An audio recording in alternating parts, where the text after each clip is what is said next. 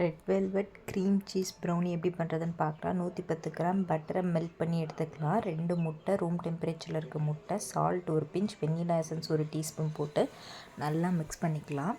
Powder sugar 150 gram 3 பேட்சாக கொஞ்சம் கொஞ்சமாக போட்டு மிக்ஸ் பண்ணுங்கள். சர்க்கரை நல்லா கரைஞ்சதுக்கப்புறம் கோகோ பவுடர் 7 கிராம் எடுத்துருக்கேன். மைதா 115 கிராம். இது ரெண்டுத்தையும் நல்லா மிக்ஸ் பண்ணிவிட்டு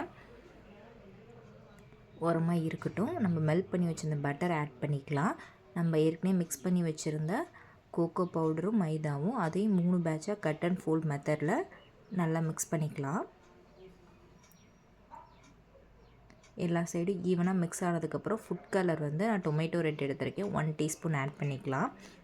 இந்த மாதிரி ஃப்ளோயி கன்சிஸ்டன்சியில் இருக்கணும். அமுல் க்ரீம் சீஸ் தான் எடுத்திருக்கேன். 180 கிராம் அளவுக்கு க்ரீம் சீஸ். இதை நல்லா பீட் பண்ணுங்கள். நல்லா பீட் பண்ணிவிட்டு க்ரீம் கன்சிஸ்டன்சி வரணும்.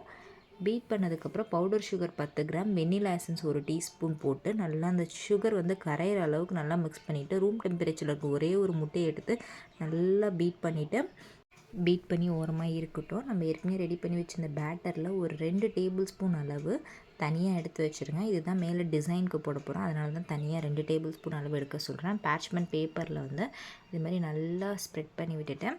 நம்ம ரெடி பண்ணி வச்சுருந்த க்ரீம் சீஸை மேலே ஒரு லேயராக அழகாக ஈவன் பண்ணி விட்டுருங்க. ஸ்பேட்டரில் வச்சு 2 டேபிள் ஸ்பூன் தனியாக எடுத்து வச்சுருந்தோம்ல, ஏற்கனவே பேட்டர் எடுத்து வச்சுருந்தது இது மாதிரி தனித்தனியாக அங்கங்கே ஸ்ப்ளிட் பண்ணி விட்டுட்டு அதுக்கப்புறம் ஒரு டூத் பிக் எடுத்து நல்லா மிக்ஸ் பண்ணிங்கன்னா அழகாக டிசைன் ஃபார்ம் ஆயிரும். நல்லா ஸ்கியூவர் வச்சு இது பண்ணிவிட்டேன். நீங்கள் ப்ரீ ஹீட் பண்ணி அவனில் 10 மினிட்ஸ் 180 டிகிரியில் பேக் மோடில் 20 to 25 மினிட்ஸ் வச்சு எடுத்திங்கன்னா சூப்பராக red velvet cream cheese brownie ready ஆயிரும். செம்ம சாஃப்டாக ரிச்சான டேஸ்ட்டில் சூப்பராக இருக்கும். ஸோ கண்டிப்பாக ட்ரை பண்ணி பாருங்கள். இந்த வீடியோ பிடிச்சிருந்துச்சுன்னா லைக் பண்ணிக்கோங்க, சப்ஸ்கிரைப் பண்ணிக்கோங்க.